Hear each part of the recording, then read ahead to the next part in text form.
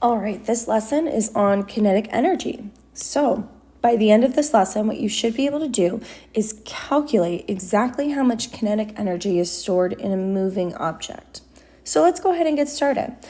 Kinetic energy, we know, is the energy due to movement. Kinetic and movement are synonyms for one another. Now, there's lots of different kinds of movement. There's movement that involves changing your position, like when you're in a moving vehicle. There's movement like vibrations. When guitar strings vibrate, they produce sound. Their position's not really changing because they're still a part of the guitar, but it is changing and oscillating back and forth around an equilibrium position. And then there's even rotating motion. When you have a fan in your bedroom, ceiling, whatever, your ceiling fan, and it's turned on, those blades are rotating. Their center isn't changing position, but the points along the blades are changing position, and they're changing in a circular fashion. We've actually learned a little bit about this motion when we talked about uniform circular motion. All of these different ways of moving store energy, and we refer to that kind of energy due to movement as kinetic energy. So let's talk about how we would calculate kinetic energy. The equation that we're going to use is presented below. There are a few variables that we want to take note of. The kinetic energy is represented with a capital E and a lowercase k, as in Kathy.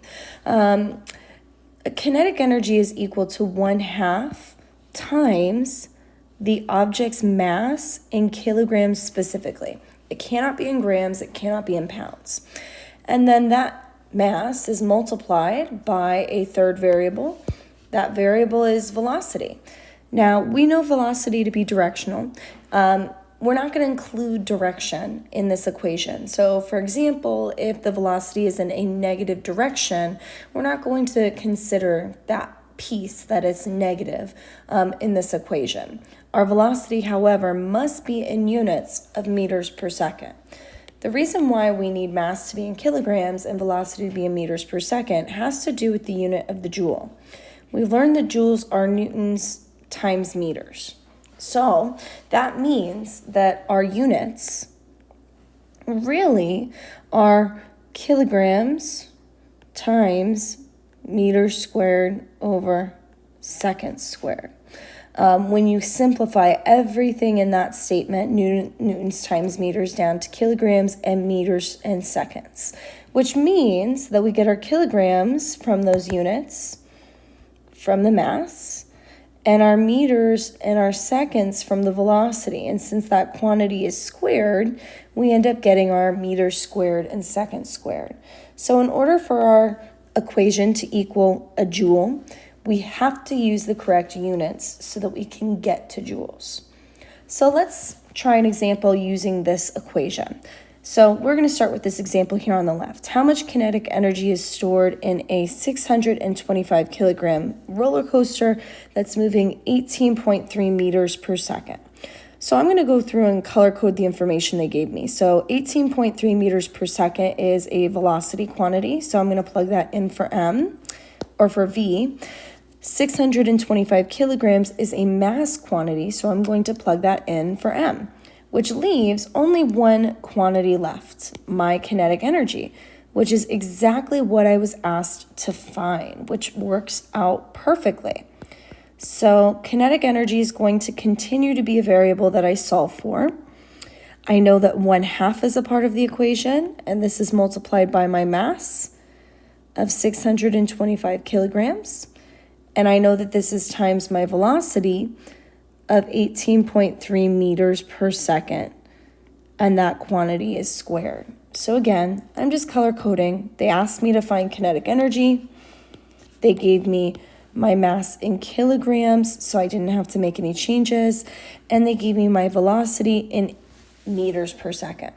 So let's see if I can pull up a calculator to do this alongside our work. So we got our calculator there. Let's see if we can pull up the calculator to the right here. Awesome. All right, so I'm going to exit out of that ad, clear this. So I have 1/2, which I'm just going to type as 0.5 times 625 times 18.3, and that quantity is squared. So when I do this, I end up getting, for my kinetic energy, 334.89 joules. So this is how much energy would be stored in my roller coaster car. It seems awfully small though. Let me just double check that I typed this right. Times 18.3 times 18.3. Enter. That makes more sense. Maybe I just didn't hit enter. I wonder if I did. 0.5 times 625 times 18.3 squared. Maybe I forgot to hit equals. I did forget to hit equals.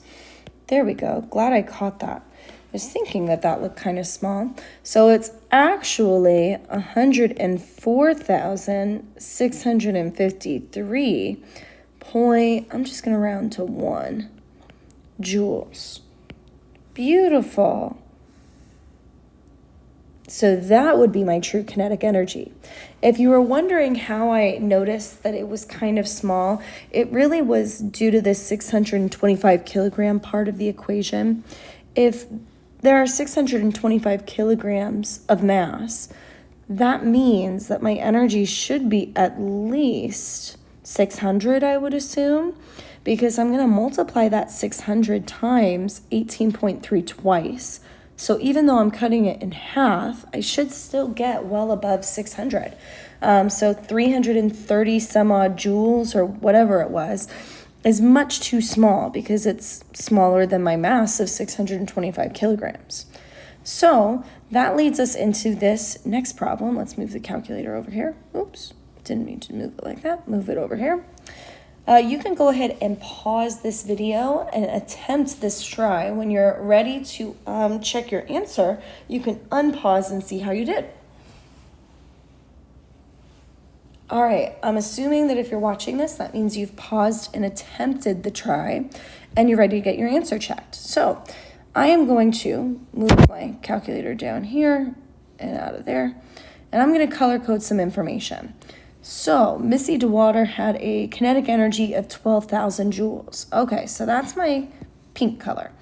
Kinetic energy is 12,000 joules. Nice. Just when she landed in a bucket of water. How fast was she moving if her mass was 40 kilograms? So my mass is 40 kilograms, which means that my speed, my velocity, how fast I'm moving, is what I'm trying to solve for. So this is a little bit different than the last one, and I might even need a little bit more room to do this, but I'm going to try my best. Maybe I'll write with a smaller pen. So my kinetic energy is 12,000 joules. I know that this is going to equal 1/2 times my mass of 40 kilograms times my velocity squared. And I just don't know my velocity. Now I know that 1/2 times 40 is going to get me 20. And this is still going to be times my velocity squared. So I'm going to solve for velocity by getting it all by itself. So I'm going to undo what's being done to it. So right now it's being multiplied by 20. So I'm going to divide both sides by 20. So now I have 1,200 divided by 2. That should get me 600 equals my velocity squared. So now the question is how do I get velocity by itself when it's being squared? How do I undo this exponent of 2? The way I undo squaring something is by taking the square root. Now, if I'm going to take the square root on the right side, I'm going to have to take the square root on the left side, which leads me into my calculator. Let's type in 600, get rid of that add, and figure out what's the square root. And hit equals, and we get 24 that rounds to 5, so I'm going to round 24.5. And since this is velocity, my units are going to be meters per second. And that would be my speed. So let's get rid of this puppy. There we go. So that would be my V component of my equation. So whether they give you mass or velocity or kinetic energy, hopefully you now have enough examples of what to do in each of those situations to solve for your missing variable. So that concludes our notes on solving and calculating for kinetic energy.